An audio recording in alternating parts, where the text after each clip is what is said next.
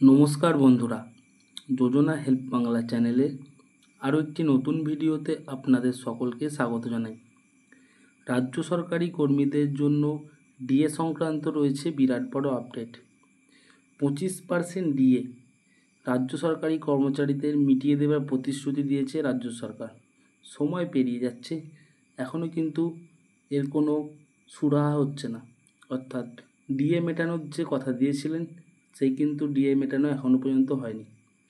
তো ডিএ মামলায় সুপ্রিম কোর্টের দেওয়া সময়সীমা শেষ, কোন পথে বা রাজ্য সরকার চলছে, সর্বশেষ ডিএ সংক্রান্ত কি আপডেট রয়েছে, কবে নাগাদ ফেরত পাবেন তারা তাদের বকেয়া ডিএ, এই সংক্রান্ত খুঁটিনাটি তথ্য বিস্তারিতভাবে জেনে নিন আজকের এই ভিডিও থেকে।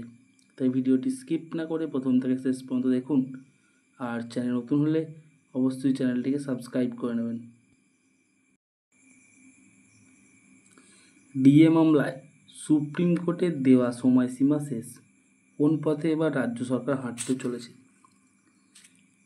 পঞ্চম বেতন কমিশনের অধীনে বকেয়া ডিএ মামলায় সুপ্রিম কোর্ট গত 16ই মে নির্দেশ দিয়েছিলেন 25% মহার্ঘ ভাতা মিটিয়ে দেওয়ার। এই আবহে একাধিক রিপোর্টে জানা যাচ্ছে সরকার নাকি সেই নির্দেশে কিছু বদল আনার জন্য আবেদন জানিয়ে ফের শীর্ষ আদালতের দ্বারস্থ হতে পারে, তবে তারা রিভিউ পিটিশন করবে না। এরই মধ্যে এই মামলায় 4 সপ্তাহের মধ্যেই সরকার পক্ষ কি লিখিত আকারে তাদের বক্তব্য ও কাজের অগ্রগতি রিপোর্ট জমা দিতে বলা হয়েছিল। অবশ্য সময়সীমা পার হলো, তা জমা পড়েছে কি না তা স্পষ্ট নয়, তবে রিপোর্ট অনুযায়ী সেই জবাব কিন্তু এখনও জমা পড়েনি। এর আগে সম্প্রতি বিভিন্ন দপ্তর ও সরকারি সংস্থাগুলির কাছে কর্মচারীদের সংখ্যা জানতে চেয়েছিল অর্থ দপ্তর।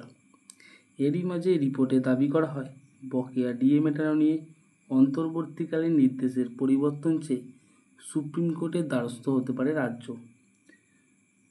যদিও বর্তমানে গরমের ছুটি চলছে সুপ্রিম কোর্টে, তবে শীর্ষ আদালতের নির্দেশে কিছু বিশেষ বিষয় নিয়ে ব্যাখ্যা চাইতে পারে রাজ্য। রিপোর্টে দাবি করা হয়েছিল বকেয়া ডিএর অংশ মেটাতে নতুন পদ্ধতি তৈরি করার সিদ্ধান্ত নেয় নবান্ন। নতুন প্রযুক্তি ব্যবহার করে কর্মীদের বকেয়া ডিএ দেওয়ার পথে হাঁটছে সরকার। একটি বেসরকারি সংস্থাকে সেই প্রযুক্তি তৈরির দায়িত্ব দেওয়া হয়েছে সরকারের তরফ থেকে।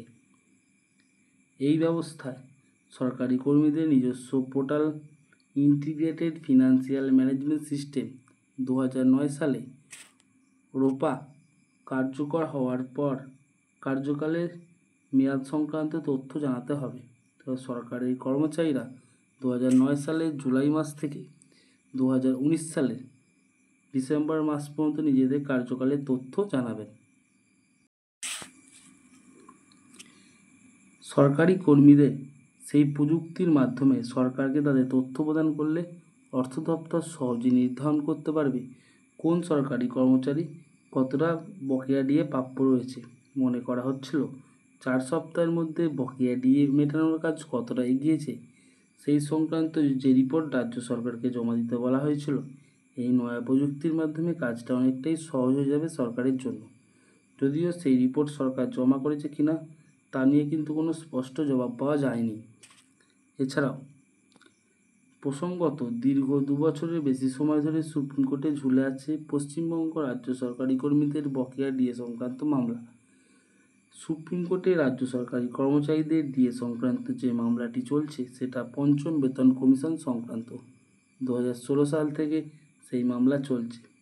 এই মামলাটি state administrative tribunal Kolkata high court হয়ে সুপ্রিম কোর্টে এসছে।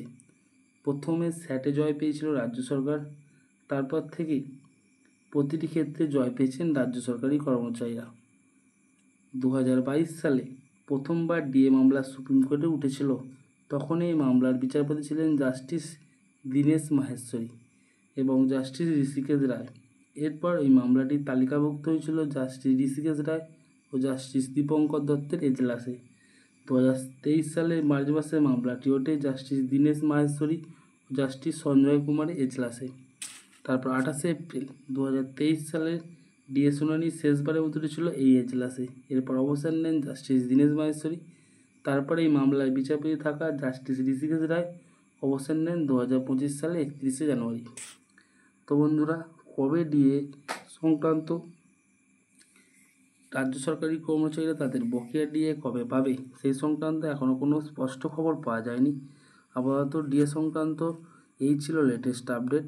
আশা করা যায় খুব শীঘ্রই রাজ্য সরকার তাদের রাজ্য সরকারি কর্মচারীদের 25% বকেয়া ডিএ মিটিয়ে দেবে, এই আশাই করা যায়। তো এই ছিল নয়া আপডেট। যদি ভিডিওটি ভালো লাগে অবশ্যই চ্যানেলটিকে সাবস্ক্রাইব করে নেবেন এবং পাশে থাকবেন। ধন্যবাদ।